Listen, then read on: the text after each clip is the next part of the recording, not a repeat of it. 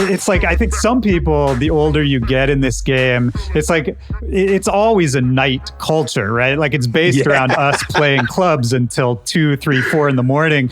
But it's like, I know plenty of people where as you get older in this game, like unless you're working, people don't want to stay out that late, you know? No, it's true. It's true. Listen, there's nothing that I like more than being in bed by 10 p.m. these days. But there's also nothing that I would love, obviously in the middle of COVID right now, to not have a reason to stay up past 10 p.m. Oh man, isn't that the truth? Please, someone give me a reason. I was just talking to a friend, man, and I mean, when I was a kid, I would stay out all night, every night, you know, till the sun came up, till the morning. And it flipped for me as I got older. And I really, even if I'm DJing or if I'm seeing a friend at a club, you know, the second it's done, I go home, I go to bed. But in this pandemic, like I'm actually really craving staying out till 7, 8 in the morning again.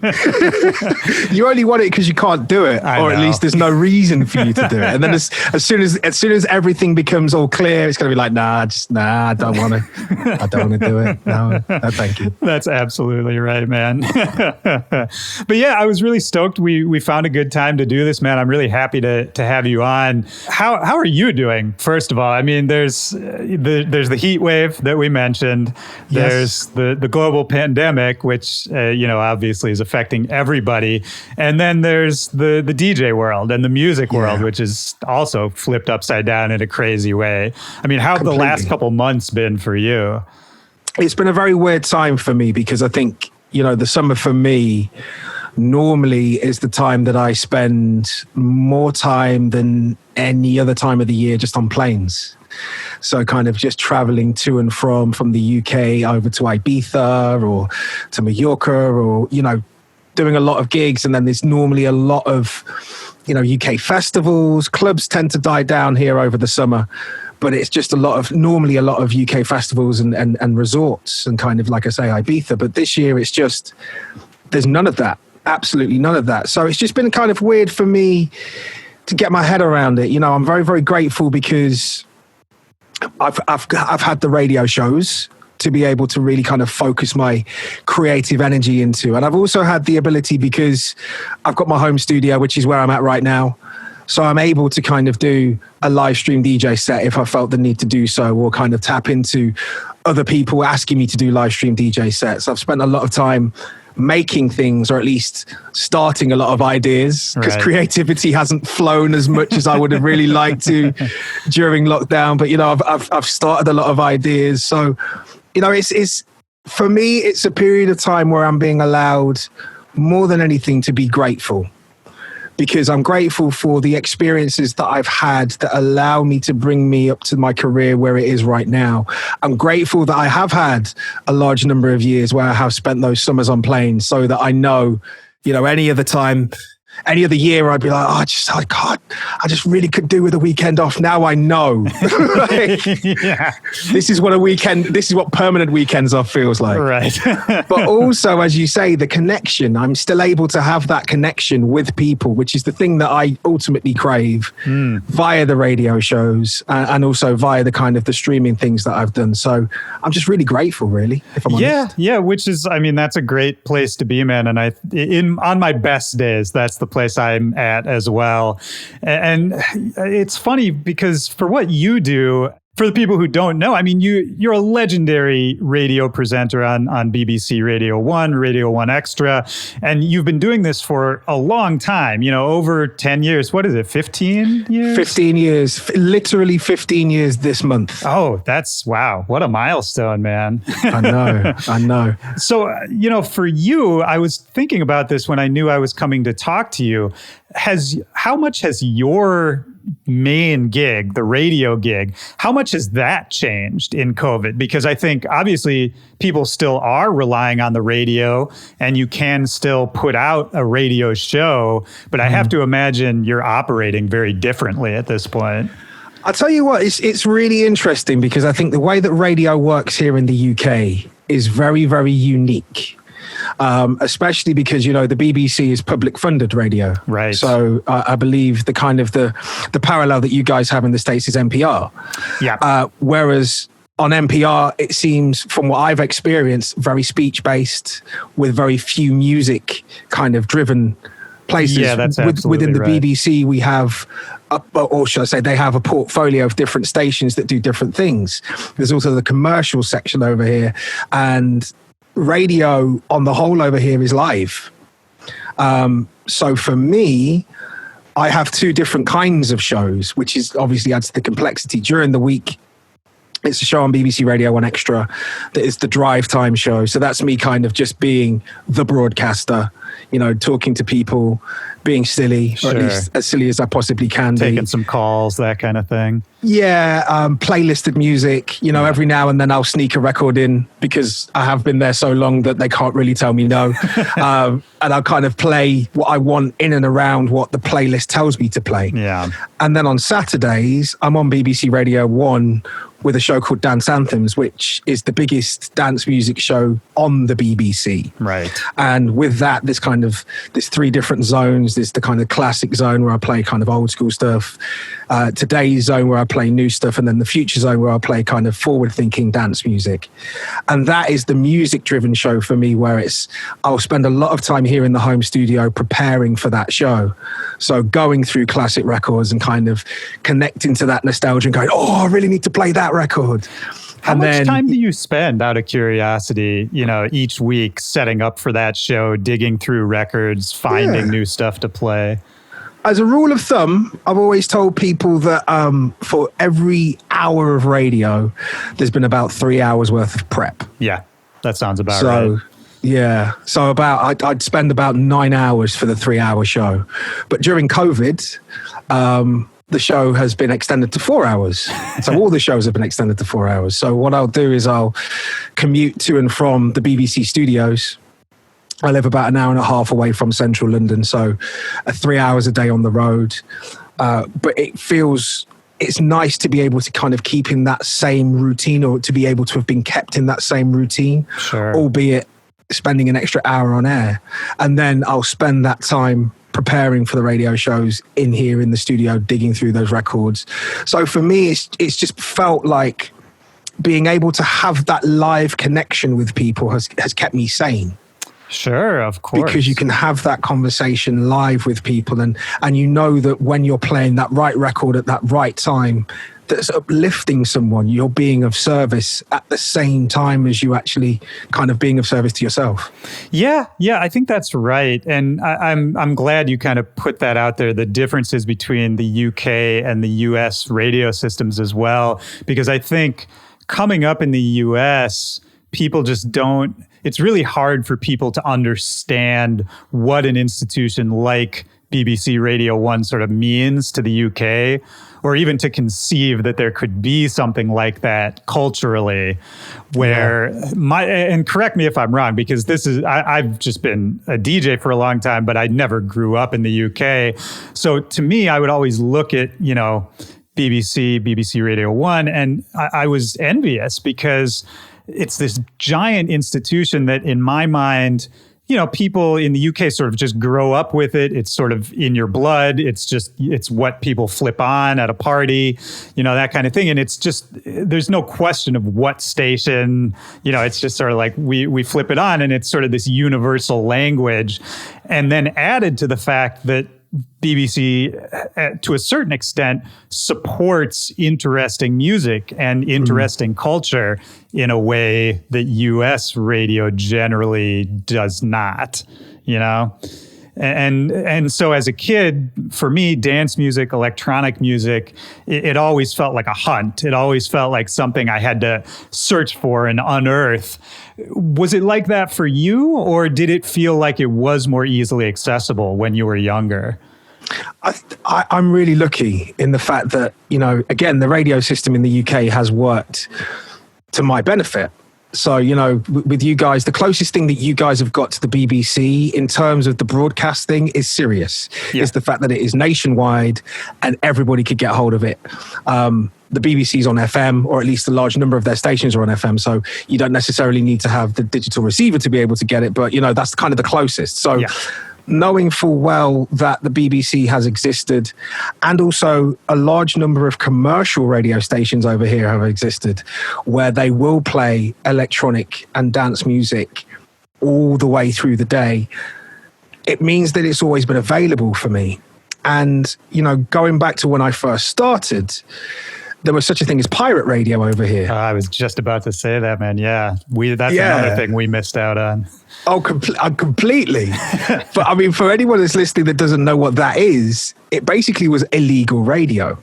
So if you wanted to be on the radio and you wanted to play, say some interesting new subgenre, say take drum and bass or jungle music, there wasn't a place for that on national radio stations, because during the day they would play pop music.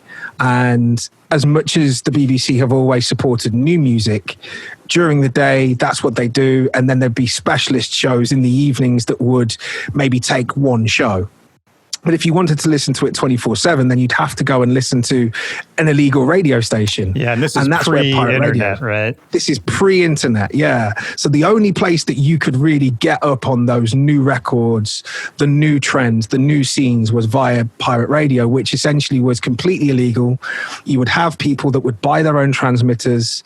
They'd climb to the top of tower blocks here in the UK to be able to then put up their transmitter, and they would transmit the radio signal. If they had a strong enough transmitter, it'd be maybe 2-3 miles away from that transmitter. And that would be a way that the community would be able to speak to each other. That would be a way that, that we got so many of these subgenres over here in the UK that have gone on to influence the world, whether it be acid house, or whether it be jungle and drum and bass, or garage, or the kind of the bass house, or even dubstep. All of those genres came through the pirate radio scene, because there wasn't really that much support for it on national radio, on the BBC or on those national channels. But what's happened as the internet's come in is that those pirate stations are now internet stations. And what has happened is that stations like Kiss FM here in the UK, that's a dance and electronic music station, is a national station now. Right. Whereas back in the day it was just in London. So there's been a lot of things that have changed, but what I've been able to have all the way through my life is access to this music. Yeah. So you were listening to pirate radio as a kid? I was listening to pirate radio. I was listening to Radio 1, a certain DJs on Radio 1. I was listening to a local radio station. The majority of what I kind of grew up listening to as loving the music was, Pete Tong. Yeah. He's been on air for so many years on Radio 1. Trevor Nelson, again on BBC Radio 1, and he plays more R&B. Right. Fabio and Groove Rider back in the day, they were the jungle drum and bass guys. The Dream Team, they were the garage guys. And on the local pirate station, I grew up in Nottingham, which is the birthplace of Robin Hood. Shout out to Robin Hood. Yeah. Shout out to Robin Hood. That's what I tell everybody internationally. Robin Hood. That's where I come from. But if you imagine it's not really trees, but it is Robin in the hood, then that's basically right. That's where I come from. Yeah. And there was a couple of pirate stations, one called Unique FM, that I managed to get a show on. That again, you just listen to these DJs and they would bring you stuff that you wouldn't know, but then you'd be able to walk away with it. So I've been very, very lucky. How old were you when you got the pirate radio gig? I started on pirate when I was 20, 20 years old. That wasn't the first taste of actual radio that I'd done though, because when I was doing when I was in high school, so when I was 16 years old, doing what we call the GCSEs over here in the UK, there was a station at the local university, at the local college, and every year they'd spend 3 months on FM. Another the time they'd just be broadcasting to campus. And when they moved to FM, they had a certain number of slots for local residents. So I went and bullied my way onto that university radio station, even though I was in high school. Nice. So that was the first time that I was on kind of proper radio. And I have to assume you had been DJing before that even. So probably, what, 13, 14? I started 14. My first ever gig was at a legendary club in Manchester in England called the Hacienda. Oh, yeah. Extremely legendary. Yeah, I managed to DJ there 2 weeks. At 14, I played there at 14, yeah. So I managed to play there 2 weeks before it shut down forever. Oh, I think part of the reason why it shut down forever is because it was letting 14-year-olds in there to DJ. Yeah. Well, I mean, that's such a legendary, we could do a whole podcast just about the Hacienda. Yeah. But when you were there, I'm just curious as a fan, could you still feel the vibe, the history of it there? I think it had died by that point, if I'm really honest. Yeah. But, you know, for me, being someone that's always kind of been into music and knowing about the musical history, you know, you walk into the place and you go, wow. You know, the decor was the same. The DJ booth was the same. And I remember walking into the DJ booth and it's still having the vinyl in there that the DJs would have played, the resident DJs would have played, and right. You know, being very tempted to go through the racks and see what I could steal. Yeah, I would have done the same thing, man. And I mean, working our way back from that, even, were you know, when did this thing with you and music start? Were you a musical kid? Was music around you in the home? Like, can you think of a time or point back to a moment when it really first kind of connected with you? Music has been my life for as long as I can remember, to be honest, Willy. I have a photo of me aged 2 at our dining table in our kitchen with a Fisher-Price phonogram, the Fisher-Price record player that would play real vinyl. And I'm playing this vinyl, and so some of my earliest memories is just being obsessed with these black plastic discs that give off this sound.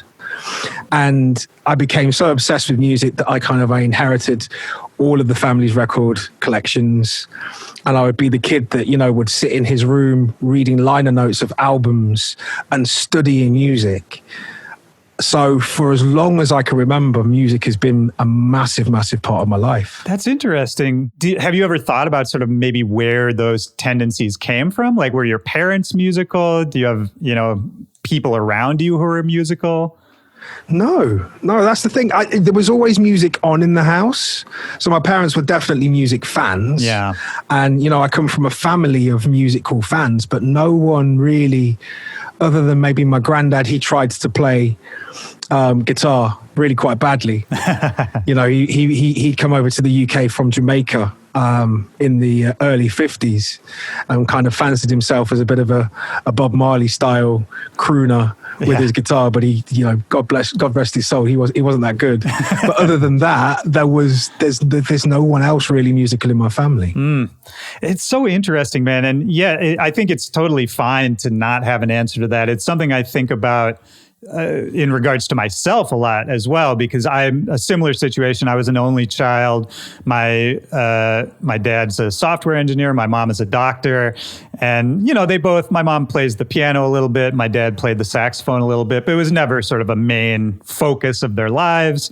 And for me, the more, as I get older and try to think about it, I think for me, I don't know exactly why it was music and not some other form of expression, but that's what it ended up being for me.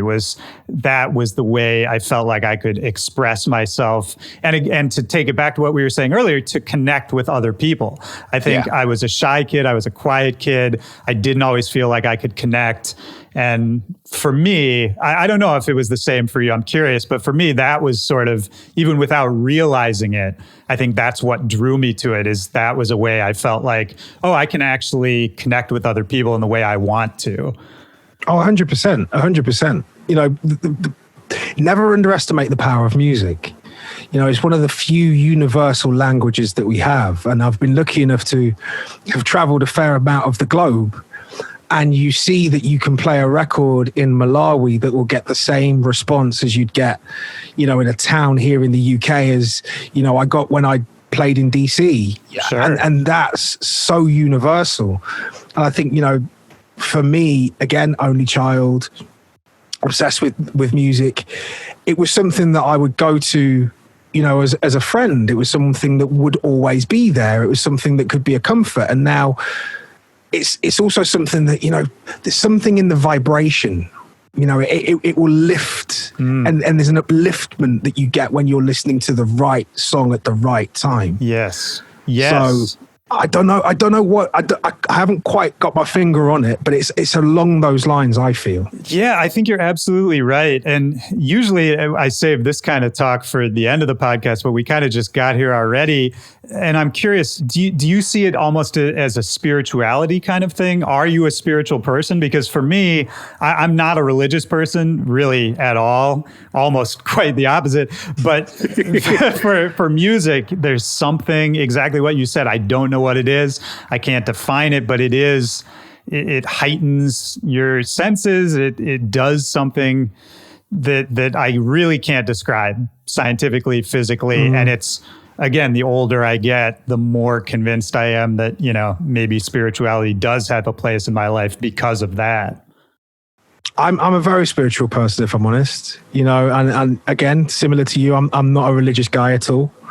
But for me, there is something about, especially with what we are currently going through with the mass trauma of the pandemic, with the mass trauma of what is happening kind of geopolitically around the world right now, with the conversations that we're having that are the most uncomfortable but necessary conversations that we need to have. Yeah.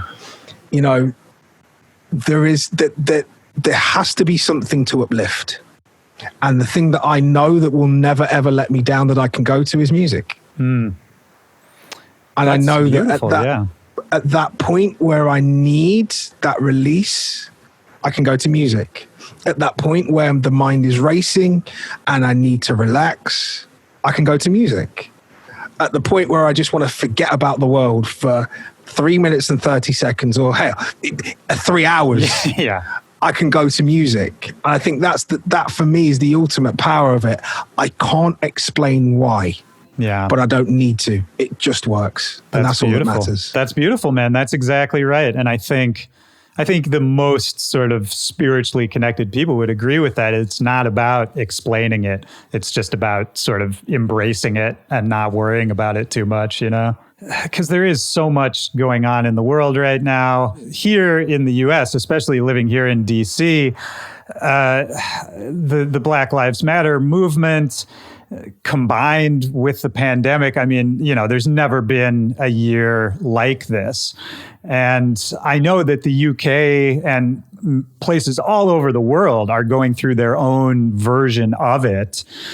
Just as a public figure, as somebody reporting from London right now, what's the mood? Like, what's the general vibe? Because I know I was just on your Twitter the other day, and you know, I know the BBC has gone through its own like incident recently with racial issues, and it's everyone is paying so much more attention to this now. And you know, how has your experience of that been, and also just in the UK at large? I think it's a global thing. I think it really, really is. And I think that the thing that we've got over here in the UK is that it's a conversation that can kind of get buried. Yeah. Because as well as racism, we have classism. And as well as kind of the structures that are built around race, there's structures that are built around class. So the conversation over here is slightly more complex because what we don't have over here in the UK that you guys have in the US is a shared understanding of history. So in the US, it's pretty impossible for you to travel anywhere in the US and not have everybody understand that slavery happened. Here in the UK, because the kind of the slave colonies that were British were in the Caribbean and they were colonies, it's kind of, it wasn't on the doorstep of the UK. Sure. So you have to explain empire to actually then go over to understanding where we've got to where we've got to now. So I feel like it's a global conversation, and I feel like it's what has the spark and the fuse was lit with what has been happening in America. But the conversation continues over here in the UK. The conversation I know is continuing over in different parts of Europe. Yeah. And again, it's a global thing, and each territory will have their own relationship with this situation. Right. But I think the thing that's giving me the most hope is the fact that more people than ever are willing to listen and to empathize and to actually stand up and say, do you know what? I am anti this hate. Right. Yeah, I agree, man. And it's affirming to hear you kind of have that view of the US too, because I just get so bummed out. It's very polarized here, right? And so for as many people who are willing to listen, I feel like there are just as many who have no interest in listening at all and are maybe even more strongly in that position now. But, it's good to remind myself that this is a global conversation going on. But let's talk more about you and sort of how you came to where you're at. You know, if we go back to when you were younger, you just started DJing, you were getting in some clubs, some pirate radio stations. Were you looking at this as a career? Was this something that you thought maybe you'd be able to do for the rest of your life for work? If I'm honest, I dreamed, but nobody I knew were able to do that. And, you know, the people that I would be able to point to as, you know, those people that I find extremely influential, you know, they weren't close to me. So I didn't know how to turn this into a career, and I didn't know how I could do it. I just knew that I loved it. And for a very, very long time, it wasn't my career. You know, I tried my hand at acting, and, you know, with various levels of success. Yeah, you were on a few shows people knew, right? Yeah, I was on a few shows. I did a few things, you know. And it was a great thing to do. But again, that's not a stable thing to do. It's not a stable job. I worked in stores. I worked in retail. I worked at a credit card company, and, you know, I'm always grateful for working at that credit card company because that's where I met my wife. Oh wow. Which was fantastic. You know, we worked at a call center at a credit card company. And that's a great story, man. Love over the phone. But for me, it was a case of I didn't know what I had to do to turn it into my career, but I had this work ethic and this passion and drive that meant that whatever I needed to do, I'm going to give it a go. So, you know, we did promotions. So I would be a club promoter. I would put on events with a group of friends to try and kind of push the scene forward and to get my name out there. I'd try and get DJ gigs, and nobody was interested in DJing or hiring me to DJ. So I'd spend my money in putting together a lineup that I'd want to be part of, and I'd put myself on as the warm-up DJ. Right. So I'd play from doors until, you know, maybe 11 o'clock at night, and then we'd get the guests on, and then after the guests have finished, I'll play afterwards, so that I know at least I'm going to get a chance to play to a crowd. Absolutely. And I did that for years. Like I say, pirate radio. I managed to work with a good few guys that were making music, and they weren't necessarily, you know, having major success with it, but, you know, it was something that, again, seeing the hustle with them. So being involved in running independent labels, being involved in trying to manage artists, being involved with trying to kind of link up with artists, all of that kind of stuff. Anything that I could do to get my foot in the door was what I was willing to do. And at the time, did it feel like you were moving towards something, or did it sort of feel, you know, because I think those early times I went through a similar thing. You can try to do everything you can and be as involved as you can. And some days that feels like you don't know where you're going, but you're going somewhere. Mm-hmm. And other days it sort of feels like, does any of this matter? Right? 100%. You know, was there a point for you where things changed, or was it more of kind of a slow evolution to get you to the point of, you know, where you could kind of take it more seriously? Well, it's funny for me. There was a few things that happened that made me think this could work.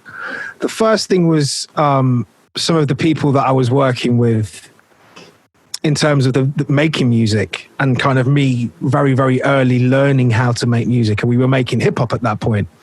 Managed to hook up with a rapper from New York who goes by the name of Shabazz the Disciple. Oh, sure. Yeah. So yeah, legendary kind of underground New York MC, Wu-Tang affiliated. And I managed to produce a record for him. So kind of I had this CD of beats. He managed to get hold of that CD of beats, liked one on the CD. He was working with my friend anyway, so he recorded this record called Red Hook Day. And I'm thinking, this is going to be amazing. You know, this record is going to come out. My life's going to change. This is it, yeah. It's me on the beat. Like, this is going to be amazing. This is going to be fantastic. And the record came out and nothing happened. Yeah. But that's just the nature of the beast. And then we started to put on, after I'd tried to move to go and do a West End musical, which is kind of like our version of Broadway. Okay. I went and did a show. The show ended. I moved back home to Nottingham and we started to put on this series of events. And the woman that owned the pirate radio station that I was on, her son had got a show on BBC Radio 1 Extra at that point.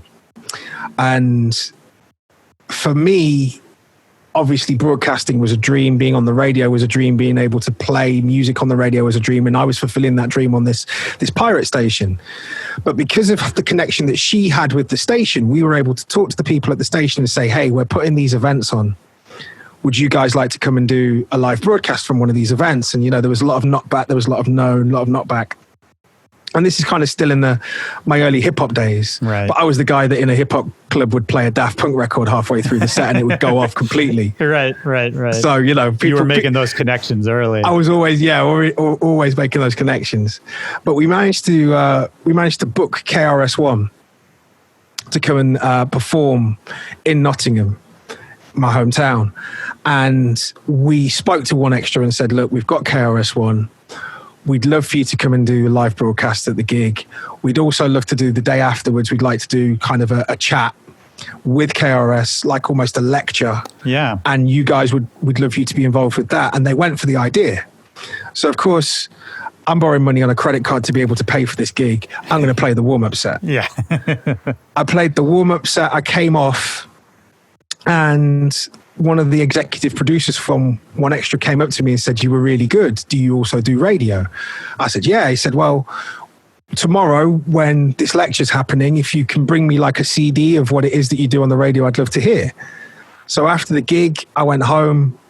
I took 8 hours worth of the pirate radio show that I'd been doing. I put it all on a CD. I also made a specific kind of demo CD of me on of a radio show to give to him. And I turned up the next day with these 9 CDs and I gave him these 9 CDs. He said, look, I'm not going to listen to these, but I can see that you're serious. Come to the studios next week and we'll try you out to see if you are any good.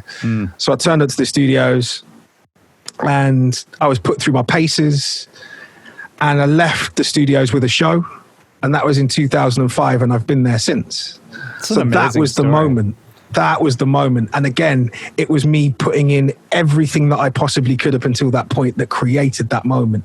Absolutely. And I mean, just the image of you showing up with 9 CDs, you know, I think that right there is probably why it worked, right? Because I mean, I can relate to the guy not wanting to listen to 9 CDs, but you know, anybody who shows up with that kind of preparation, attention to detail, I think that probably separated you from a lot of other candidates, you know what I mean?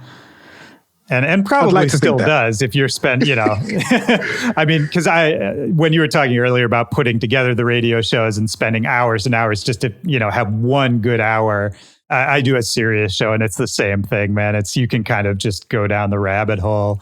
Yeah. But you know that when you've put that work in, that you can stand by what you're putting out there. Yeah. Oh, absolutely. And I think it keeps you connected a bit to what's going on, right? Because if there wasn't something, you know, obviously that's what we like to do is to find new music and connect the dots between sounds. But when you have to present something every week or multiple times a week, I mean, you just have to stay on point. You have to stay connected. I feel like in a way it almost keeps me young, you know? Oh, 100%. The worst part of it, though, is for me when I'm trying to make music, is kind of going, everyone else is so much better than me.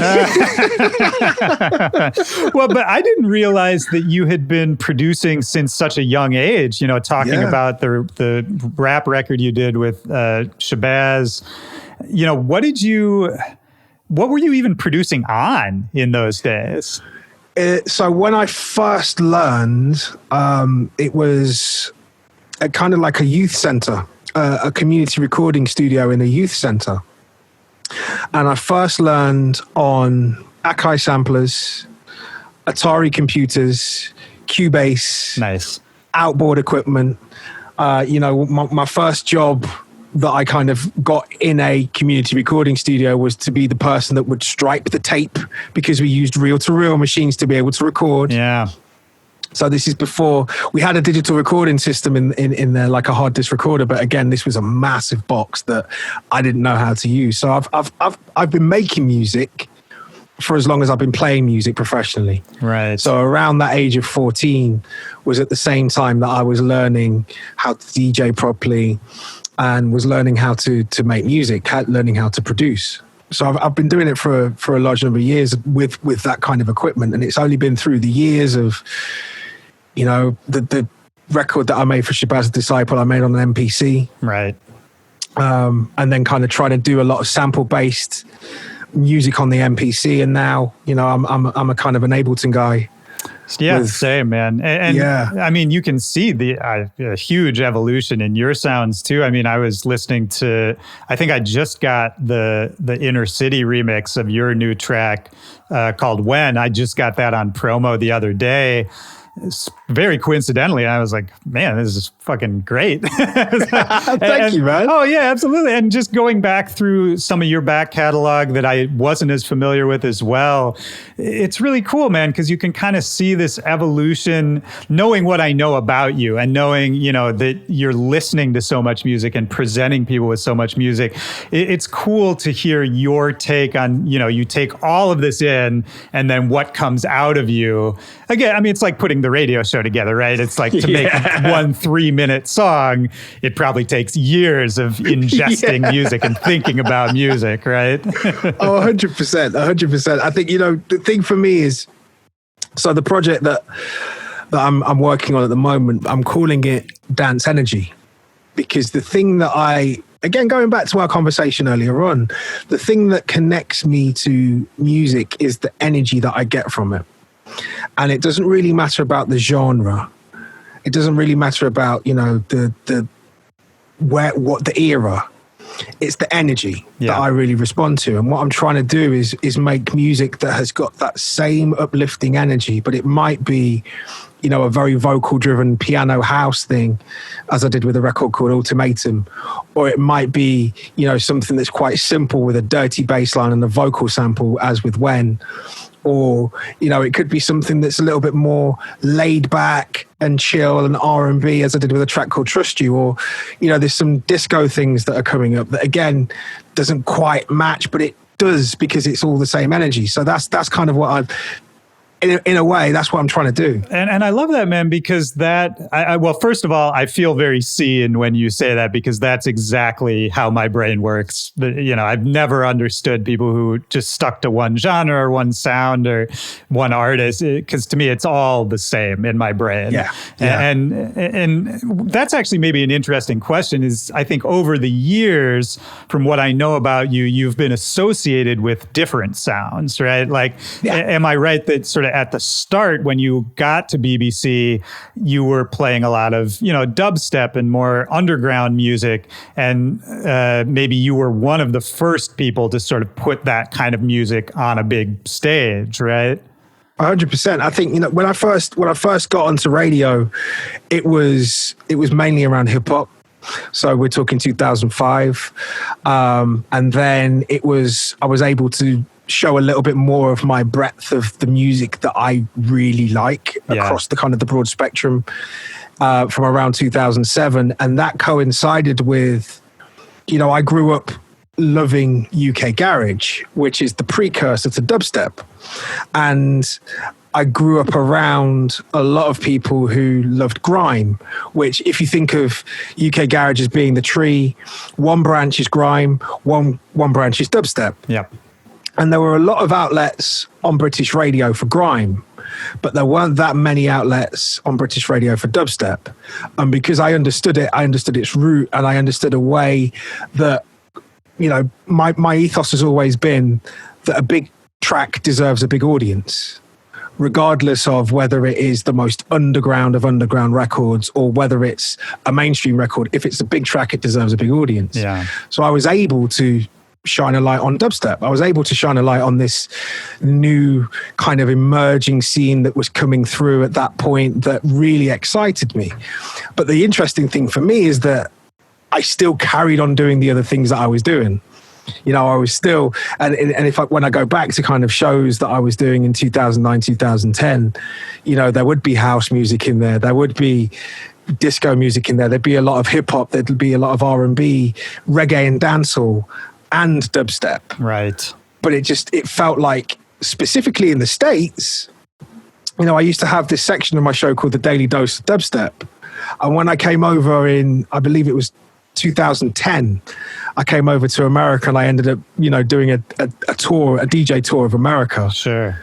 The guy that picked me up from the airport had, you know, rips of my Daily Dose of Dubstep, and he's playing it in the car and he's going, you're the guy, Dude, it was hard to find for a while in the US. I mean, not only was it hard to find, but it really felt like you were part of a secret club, you know? Yeah. Because I don't know if it was the same in the UK, but, you know, in the US, this was sort of right along the time that blogs were becoming a really big thing for music discovery.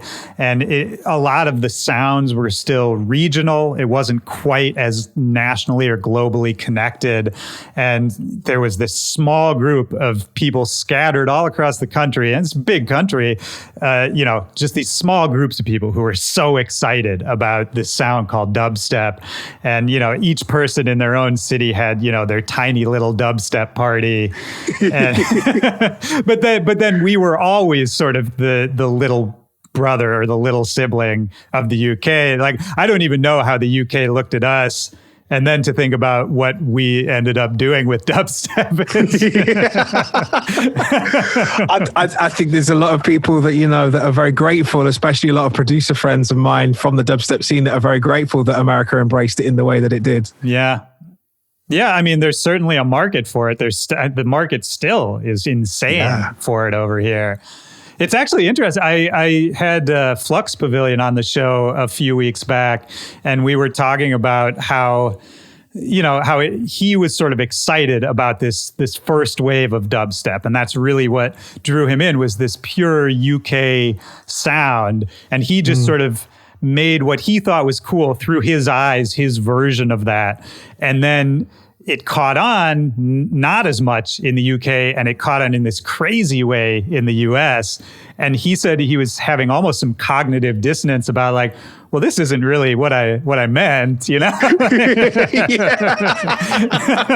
I was trying to make a record that sounded like Roscoe, but look, I'm in a stadium right now and everybody's worshiping me. Well, and it's even now, I wonder, do you get pushback from some of the originators or some of the people who are holding on to those sounds now that I feel like in the UK, it's sort of back underground and it's not the new exciting sound, right?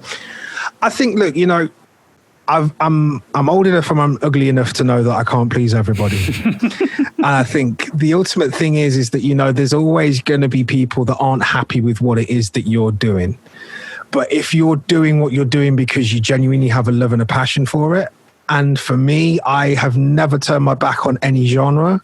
I just have to go where my energy's taking me, where the kind of the river of life is taking me. And right now, I've reconnected with, you know, my house roots, the house music that I grew up listening to, the kind of, you know, it's really that kind of dance music right now that really excites me. Yeah. And there's still records that come out. Like I was on Flux Pavilion's Facebook the other day, and I heard a snippet of this new record that's coming out that to me, it sounds nothing like dubstep, but it just sounded really interesting. And that, I think, is really interesting to me. I think, there's a lot of purists that didn't like me then that aren't going to like me now.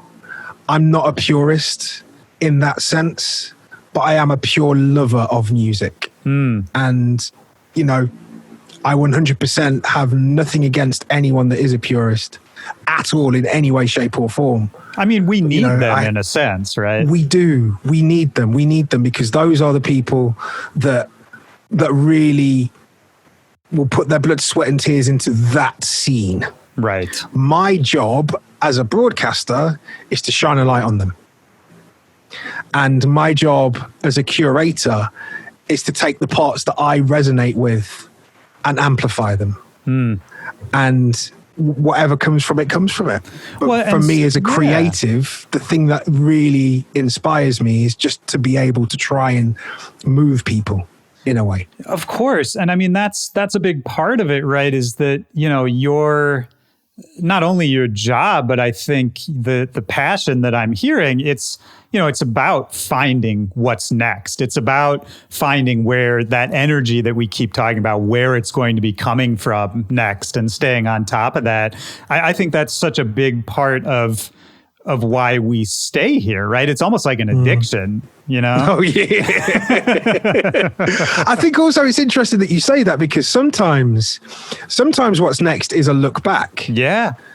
And sometimes what's next is kind of, being able to reconnect to things that you might have forgotten, to things that might have influenced, and the amount of music that I've learned and that I've been exposed to through going through other people's influences as well. That's exciting as well, to be able to put music into context. Yeah, I completely agree. I think you guys in the UK are maybe a little better at knowing your history and doing your homework than we are here in the US. It's because it rains so much normally. We've got nothing else to do. Yeah. That's fair.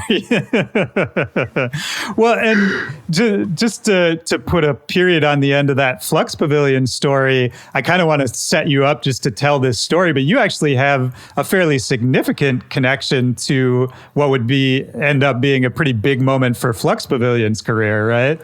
Yeah. I was so there was the breakfast radio DJ on Radio 1 at the time. A guy called Chris Moyles was trying to do a legendary world record attempt for the longest radio show ever. Okay. And essentially, he was trying to stay on radio consistently for over 50 hours. He managed to make it to 54 hours. And as part of that, the people who would normally be on air at their normal time slot, he took over their show and you became a guest on your own show, in essence. Okay, gotcha.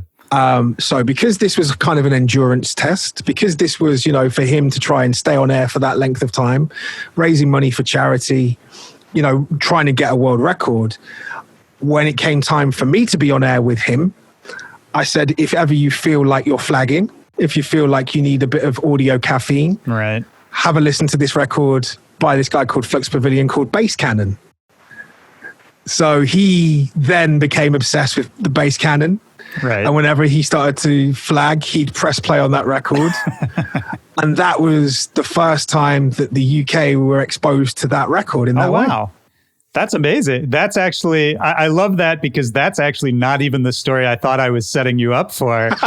And that's a great story. The one I was thinking about was his connection to Kanye and Jay-Z. Well, of course, because I was playing dubstep on the radio, Kanye and Jay-Z were at Peter Gabriel's studios, Real World Studios in the south of England. And Kanye, the story that I've been told is that Kanye was listening to Radio 1 and heard me play I Can't Stop on the radio and decided that he wanted to sample that for as easy Record as on that. Watch the Throne. It's amazing. So man, there's a couple of times where I've helped Josh out. Shout out to Josh, man. I really love that guy. He's an amazing human. Oh, he really is, man. He's such a pleasure to talk to. And yeah, those are great stories. And it's just interesting to me, reading up about, your whole career and these little moments where you've intersected with different people at specific times in their career. Like I had totally forgotten that you made, to bring it back to dubstep one last time, that you did the Snoop Dogg dubstep mixtape. I remember where I was when I saw that was coming out. And then I had completely, at this point in my life, forgotten that it existed. What was that experience like? Because I think that's such an interesting moment. I mean, certainly in your career, but for Snoop Dogg too. Yeah. So I just got this really random phone call. Funnily enough, it was around the same time as the kind of the Jay-Z Kanye thing happened. Yeah. I got this random phone call from Snoop's manager at that time saying, Snoop's been listening to your radio show. He really likes the dubstep stuff that you're doing. He's coming to tour the UK. He's got an idea. He can really see the parallels between West Coast hip hop and dubstep. Can we work together to put something together? And at that point, I'm like, yeah, whatever. It's like, oh, hold on, we'll call you back in about an hour or so. I get on the phone and I hear Snoop Dogg. I won't even try and do the impression, but it's undeniably Snoop Dogg on the phone. Yeah. So we got to work. I reached out to some producers that I was supporting on the radio at that point. I reached out to some guys that I knew that had tracks. I reached out to some MCs because it was important for Snoop to have some of the grime UK MCs on there as well, because he knew about that. He knew about that side, that branch of the tree. Yeah. So yeah, we put together the mixtape. My involvement with it was to put together the tracks and anything that was UK related, send it over to Battlecat. Battlecat then put all the West Coast stuff on it, and then it was all put together, and Throw Your Dubs Up happened. And then when Snoop came over to the UK and he toured arenas, he took me on tour with him, which was amazing. That must have been crazy too, man. It was ridiculous, especially because Snoop was never on time and I was the DJ. Yeah, I was the DJ that was on before, so I maybe have a 15-minute set or I maybe have an hour and a half set. Yeah. I don't know. But it's Snoop. What are you going to do? Oh yeah, absolutely, man. I think those like giant pop star tours, whatever you want to call them, the timetables are so wild. I had GTA on here, or I guess they're called Good Times Ahead now, and they were telling the same stories about touring with Rihanna, where sometimes, they'd look over to the side and see the tour manager like, keep it going. She's not ready yet. She's not ready. And of course, and that's a tough moment for you as a performer, because at a certain point, people are ready to see the person they came to see, right? The one thing that you should never, ever do as a DJ, if you're ever in that situation, is never say, "Are you ready for?" and then say the name of the main act until you know that they're at least 5 minutes away. That's such a good piece of advice, man. Because in the moment, I've done this. Every young DJ has done this. In the moment, you just want to make people happy. You want to get them excited, right? So you'll say, we've got such and such in the building. Are you ready for such and such? If they're not coming on the next couple minutes, man. Get ready to duck. Yeah. It's going to be like that scene in Blues Brothers where they start throwing the glass through the chicken wire. Like, get ready to duck. Oh, man. I'm curious how you see yourself in all of this time, how you define your own career and your place in the music scene. But I see you as this really amazing connector of people, and you've given a platform kind of equally to underground sounds, to people just starting off, and then to, and again, correct me if I'm wrong, but I think you were sort of the first person to put people like Ed Sheeran and Sam Smith on the radio, who would end up being these giant pop stars. And to me, I just wonder how you look at your own place in the music world. You wear so many different hats. Do you define yourself? Do you see yourself primarily as a DJ, as a producer, as, a presenter, or does it even matter to you? I think that's probably the $1 million question. I think at the point where I hit on that, I think, I'm off and flying. Until then, I just define myself as someone who's been very, very lucky. I've been very, very lucky to be the right person at the right time with the right platform to be able to help other artists. And I've been someone who has been the right person at the right time to be able to have learned what I've learned that I can now put into practice for the next phase of my career, which is, the broadcasting side of it is never going to go anywhere. I'm still so passionate about being on the radio and introducing people to music, but the next part of it is going to be focusing more on making music, and writing songs, and putting things together. And, there might be some things that come out that aren't me as an artist, but me as a songwriter. And I think, ultimately it all goes back to that same energy. The thing for me is I don't care whether the first time that I heard Ed Sheeran or, the last time that I heard Ed Sheeran, he's a great songwriter with a great story to tell, and he deserved the platform.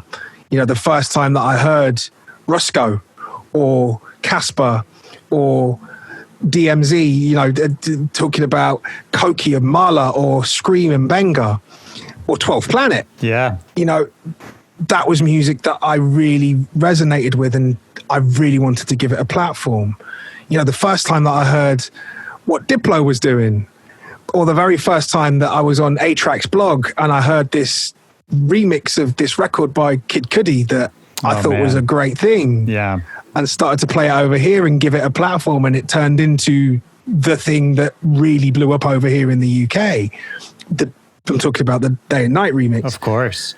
Again, it's just that energy for me. And I think at the point where I close myself off to any of it, I think that's where I'll start to get bored. But the thing that still keeps me engaging with it is the fact that I just love what I do, and it's the energy that speaks to me. That's beautiful, man. Yeah. And it's, I always wonder about where that kind of energy comes for people who have been doing this a long time, and, what sort of sustains you and what keeps you here. And it's cool to hear that, you still sort of see it as there's more things to master and there's more things to do. And, you've established yourself in one world. You don't have to leave it. You can just sort of expand your world. I think that's a great lesson that kind of anybody listening could take from this, is you don't have to just define yourself by one thing or one thing you're known for, because I think probably people know you from a lot of different things. You're probably you're something different to different people, right? Absolutely. And let's be honest, for marketeers, that is a nightmare. How do we sell you?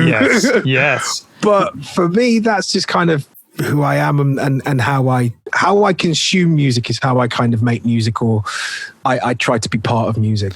How do you approach your songwriting? Because if that's something that you're honing in on now, I have to assume you're spending more time thinking about that. Yeah. Do you have a studio process? Does it start with an idea? Does it start with a sample, a lyric? I think every record is different. And I think, it's trying to be in service of that moment. I think, the records that I've made that are coming up that are kind of a little bit more sample based, it will be, being in a random space and hearing that sample, or kind of trying to dig for something and hearing that, and that bringing up something in me that then allows me to take it where it needs to go. For kind of records that have been out already, it's trying to be in service to that moment and in service to that mood. And, I don't have a set process, because I think that as soon as I've tried to replicate what I did the time previously, it's not quite worked. So for something like Rotate, which was my first artist release on Cedric Gervais's label, that started off with a drum loop. And a programmed drum loop that I started. I was trying to figure out what I could put with this programmed drum loop, and then, I hit upon the horns and the organ, and then that became that thing. But that all started from a drum loop. Whereas Trust You, it started from a lyric and a mood. I love that, man, because I think that speaks to this same kind of energy we've been talking about the whole time. It seems to be the way your brain works. So to me, that sounds like maybe that's the most authentic representation of you as an artist, right? Is that it's going to be different each time. And I like that idea. Are you going to do, you thinking about doing some more of your own vocals, like lyric writing, all that? Yeah, I mean, I've a lot of the stuff that I've done so far, everything I've co-written with other people, or, there's a record that is coming up though, that is me on the vocal. That's Nice. That's me singing in a way. Back to those musical roots, baby. I mean, there's less musical singing, but you know. Well, actually, people might not even know, but I mean, you did the Knife Party vocals, right? I did, yeah. On yeah. what's the track? On Sleaze. Yeah, I love those vocals on the Rage man. Valley EP. Thank you. That's a random story. We were there's a festival in Austria called Snowbombing. Yeah, that I've DJ'd several times. And the two guys from Knife Party are also in Pendulum, Gareth and Rob. And they were over there as Pendulum doing a series of shows at Snowbombing. And I ended up being the kind of the on-mic host MC for a Scream and artwork set at one of the clubs. And as I'm on the microphone, I started chanting until they kick us out, until they kick us out, until they kick us out. People move your feet. And I felt a tap on my shoulder, and it was Gareth from Pendulum Knife Party. He said, record that. That's a hook. We'll record that at some point. I was like, okay, cool. So I went straight to the toilet with my iPhone and recorded it into my iPhone. And I was like, I'm never going to hear from them again, even though I knew them quite well because I've been playing the music on the radio. But I'm like, they're never going to talk to me like that again. About 2 weeks later, got a message from Rob saying, that hook from Snowbombing, can you record it and send it to us, please? Wow. So I recorded it and sent it to them. And that ended up being Sleaze. I love that, man, because that's straight from the source. That's just something you were shouting on the mic at a club late at night. Like, I think that's why that track works, man. No writers involved. Like that's the purest expression. I love that story. Before we get out of here, is there anything we haven't covered? Anything that's on your mind? Anything you want to get out there? I mean, not really, man. I just wanted to thank you for inviting me to do this. It's, it means a lot. It means a lot. So thank you. Oh, my pleasure, man. Thank you for your kind words about the new single. There's going to be another one that follows it up pretty soon. So we've got the Inner City remix. And I also did kind of like a slightly darker mix of When. And those are coming out. And then that's going to be followed quite quickly by a sample-based kind of disco record that I hope you dig. That again sounds nothing like When, but yeah, same energy. Hey man, I'm looking forward to it, and it's got to be cool. It's got to just be a cool feeling to get Inner City to remix your song. Oh man, it's the best. That first Inner City album, Paradise. Yeah. I had Kevin Saunderson on this show, and getting his perspective I was like kind of shook to talk to him. but then even like the new Inner City album, it's really good. It's really good. Yeah, man, I was impressed because, so many times when an act that's been around forever comes out with something new, you give it respect, but it's not necessarily something that feels vital. Yeah. But the Inner City album, man, I don't know. Shout out to them because I don't know how they did that, but that's a great album. It's a great album. There's a lot of really good music out there at the moment, man. That's true. Really good. That's true. And to bring it back to what we were talking about earlier with everything, all the craziness going on in the world, I think another silver lining is that I'm hopeful that a lot more amazing art will come out of this time. Yeah. Yeah, 100%. Absolutely. Well, I'll wrap this up by just asking the same question I ask at the end of each one of these episodes. It's kind of just a simple thing, first thing that pops into your head kind of question. Just looking for a time in your life, a memory, could be from any time, recently or when you were a kid, any time, when in a single moment, music really had a deep impact on you, really meant something to you in that moment. So funnily enough, because we mentioned the kind of my dubstep years and coming over to America to tour, my wife was pregnant with my son. My daughter was 2 years old. I played Beyond Wonderland Festival in California, and I was able to bring my daughter out on stage. Oh, wow. She was 2 years old, dancing in front of an entire air hangar full of ravers. And in that moment, it just, it brought together all of my loves, my pregnant wife, my daughter, music, and sharing that with people. That's a beautiful moment, man. And I love that because I think that's something so many people who are lucky enough to find success in this game, that's a struggle that comes with it, right? Is balancing the family, balancing the career.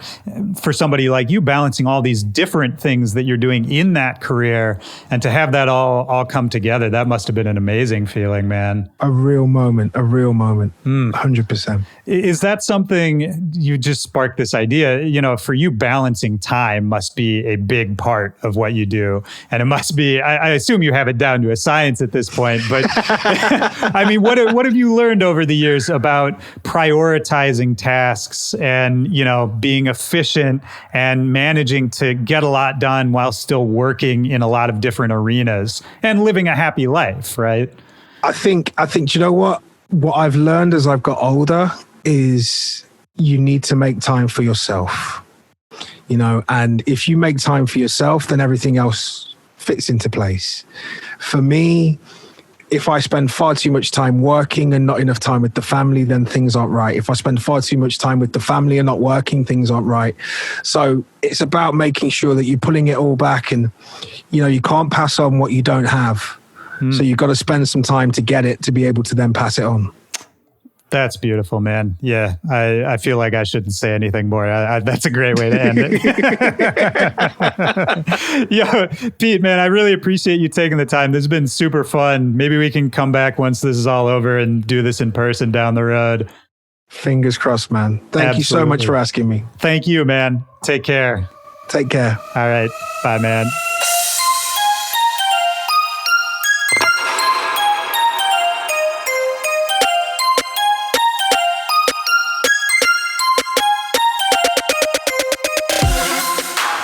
That's the show. Shout out to MistaJam. Great to have you on the show, man. Thank you for coming on. For everybody else listening, I hope you enjoyed that as much as I did. Don't forget, MistaJam, his Dance NRG label, he just dropped a brand new song called When. The Inner City remix is out right now. The Legends Inner City. He got him to do the remix. It's crazy. He's got so much more music dropping this year. You don't want to miss it. So hit the link in the description of this episode to go follow MistaJam, keep up to date with everything he's doing, all the radio broadcasts. He's a busy guy. And look, you can follow me too at Willy Joy or at Back to Back Pod on all social media, or you can email me directly. backtobackpod@gmail.com is the email address. Come join the Back to Back Discord. That is my Discord, my server, my chat. I'm in there every single day. If you like what we're doing over here, if you want to get involved, you want to talk to other people, you want to come talk to me, people who are interested in the same things as you, this is the spot. Hit the link in the description, Back to Back Discord. Come join the party. That's it for this week. I'm thinking about everybody out there. I hope you're staying safe. I hope you are wearing your mask. I hope you are washing your hands. I hope you are still social distancing. Don't forget, even though things are kind of opening back up, sort of sometimes, that doesn't mean we don't have to do all of these things. And the more that we do all of these things, the quicker everything's going to get back to normal. And look, I mean, I know everybody listening here, I mean, you guys are the good ones. I know I don't got to tell you, but it's just a good reminder. I want you to stay safe. I want you to stay healthy. I hope you're happy out there. I hope you're staying sane. I hope whatever you're working on in your own life is, progressing, is growing, is getting closer to whatever you're trying to accomplish. That's what I want for you this week. As for me, like I say a lot, man, I've been recording so many episodes. Some really exciting ones, some ones I don't think would have happened without this quarantine. So yeah, that's a little silver lining for me, something I've been grateful for this week. Find something you're grateful for this week. That's my homework to you. And, just try to relax, try to have some fun. I'm thinking about you guys. I love you, and I will talk to you next week. For Back to Back, this is Willy Joy. Peace.